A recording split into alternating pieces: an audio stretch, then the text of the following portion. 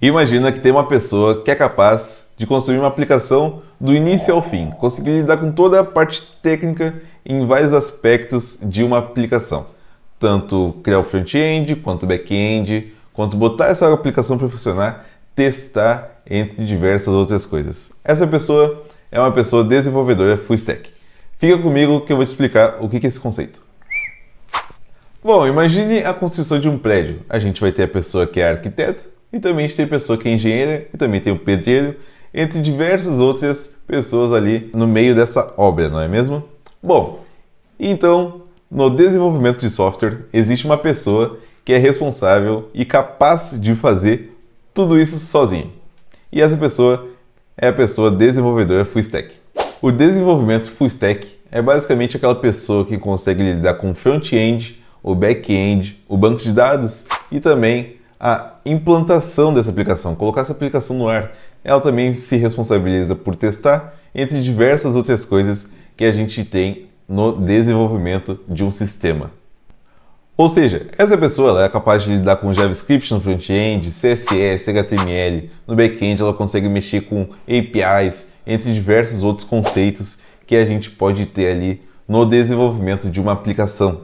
Além disso, também a gente não pode deixar de mencionar que essa pessoa ela acaba manjando muito também de banco de dados, também consegue lidar com o deploy, ou seja, a implantação dessa aplicação, lidar com o CI/CD, entre outras muitas coisas que a gente pode mencionar aqui, mas não sei se vem ao caso no momento. Bom, mas então qual que é a vantagem da gente ser full stack, né? Já que vai ser mais trabalho, a gente vai ter que lidar com back-end, com banco de dados, com front-end, com todo o deploy, os testes. Bom, além do salário que dá uma enxada ali no final do mês, a gente também tem muitas outras vantagens. Por exemplo, a versatilidade que a gente ganha podendo então trabalhar depois só com front-end ou então só com back-end. A gente também manjar muito mais de banco de dados e também a gente conseguir lidar com todas as áreas ali do desenvolvimento de uma aplicação. Ou seja, a gente acaba ganhando uma autonomia muito maior no mundo de desenvolvimento de software.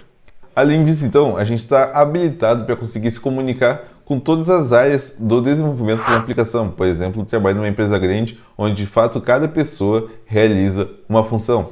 Porém, tu está habilitado para lidar com todas essas pessoas, consegue passar informação, receber informação de todas essas pessoas, não é mesmo? Com o ganho dessa amplitude de conhecimento, a gente precisa então manter esse conhecimento atualizado.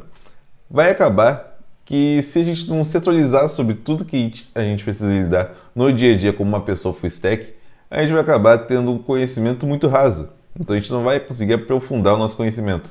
E além disso, como é que tu aprofunda o conhecimento tendo que lidar com diversas áreas do desenvolvimento de software? O que acaba acontecendo é que a gente encontra muitas pessoas full stack em empresas pequenas, principalmente startups, onde a gente precisa lidar com todas as partes do desenvolvimento de uma aplicação. Normalmente em empresas grandes, cada pessoa ela já é responsável por uma atividade, não é mesmo?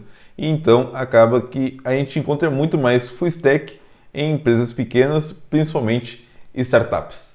E na maioria das vezes também tem aquela pessoa que faz consultoria, ou então ela faz freelance. E as pessoas, na maioria das vezes, elas são full stack.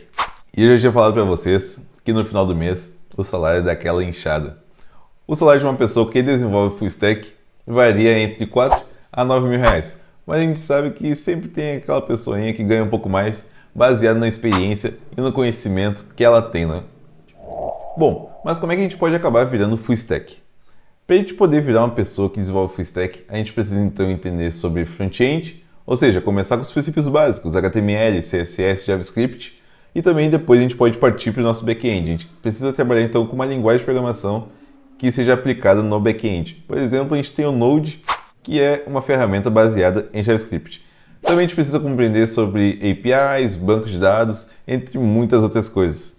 Ou seja, para a gente acabar se tornando full stack, a gente tem uma jornada bem longa de estudo. E aqui então a gente conseguiu perceber que o desenvolvimento full stack possibilita a gente ter uma visão muito ampla de como é que funciona a nossa aplicação, como é que funciona todo o desenvolvimento daquele software que a gente está criando.